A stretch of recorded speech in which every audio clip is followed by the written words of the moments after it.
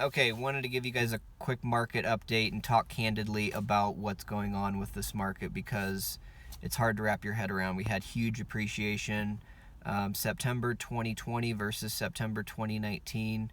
Prices in Fort Collins are up almost 13%. Prices across northern Colorado are up about 10%.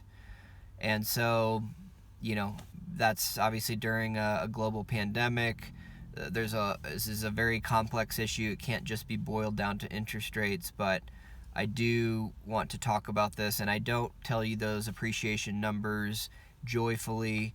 This is a difficult market for everybody, including realtors. We understand that, northern Colorado continues to get less and less affordable, and that is something that weighs heavy on us because we see the effect of that all the time. And but we do need to talk about it. This is something I think a lot of people know the market is hot, but they don't really understand what's fueling the market. And so I think we need to talk about that real quick.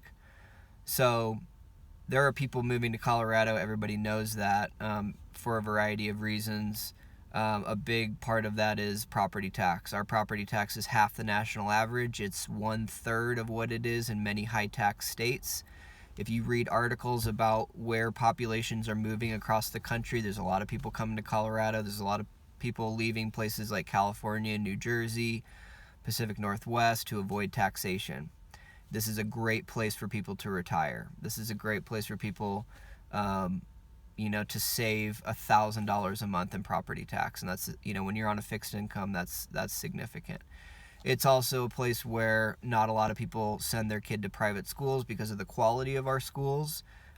So they avoid, private school tuition. That's another big thing that I think a lot of people don't think about. And then the cost to develop here is a big portion of what's driving the market.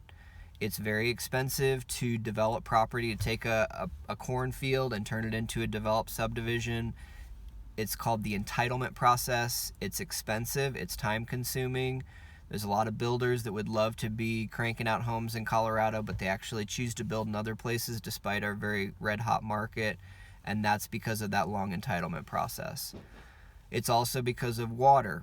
If you're a developer and you go to Elko Water District or wherever, whatever municipality you're building in, they're not just going to sell you 500 or 1,000 water taps for your development because they have a finite supply of water. They have to protect their existing customers.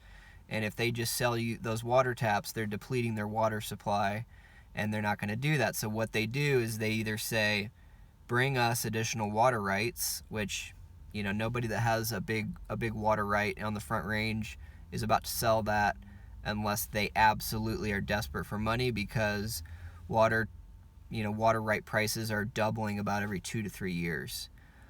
And so the combination of those things means that it's incredibly expensive to develop new property in this area.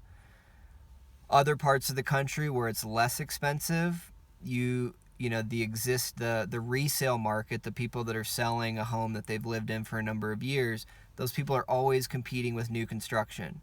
In our market, those new construction doesn't compete with the resale market very well because the median price in new construction is mid 500s depending on the area, and those lots are very small. Obviously the homes are big and beautiful, but a lot of people choose to pay less, get a bigger lot in a more established neighborhood. Certainly there's a market for that new construction, but it's smaller than it is in other places.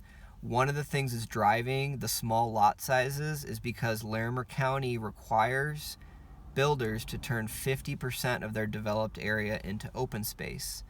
Everybody loves open space. Obviously, those neighborhoods look really cool. You got green belts flowing through the neighborhood. Everybody loves that. But what that does is make those lots much, much smaller. Like I said, the average lot size for new construction in our area is about 4,700 square feet. That's a pretty small lot, especially when you put a really big home on it. Makes those backyards very small.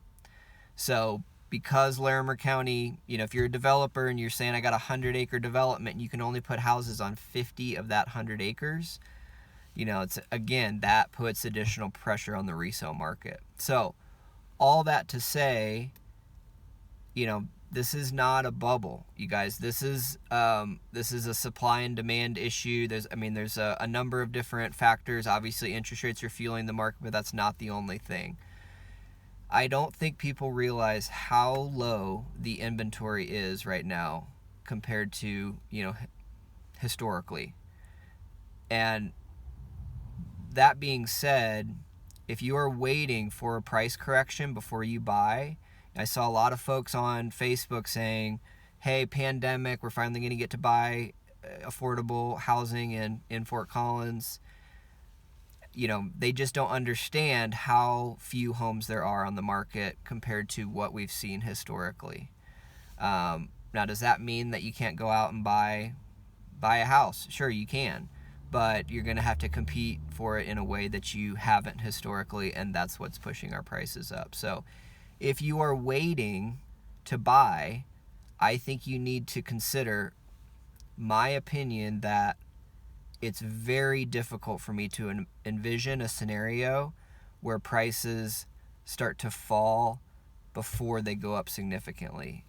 In other words, prices are still going to go up before they fall.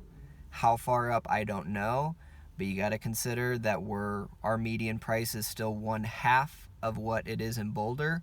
I'm not saying we're going to have $1 million median price tag anytime soon, but prices are not about to tumble. Okay, it's the only thing you need to pay attention to when you're looking. There's a lot of headlines you can read about the real estate market, and you can cut it however you want, but until you see inventory rise, prices are not going to fall. And inventory is, we just lost 40% inventory in 1 year. And we already had an inventory problem, and it got even lower. So it's almost impossible for me to envision a scenario where prices just start to fall before they go up and up and up. This market still has legs. I know that's hard for people to believe. You don't have to believe me if you don't want to, but that's my opinion. So, again, I think we need to have a candid conversation about this, because I do think a lot of people are sitting on the sidelines and waiting for the market to drop. It's going to be a while, guys. There's going to be more appreciation before we see a price correction.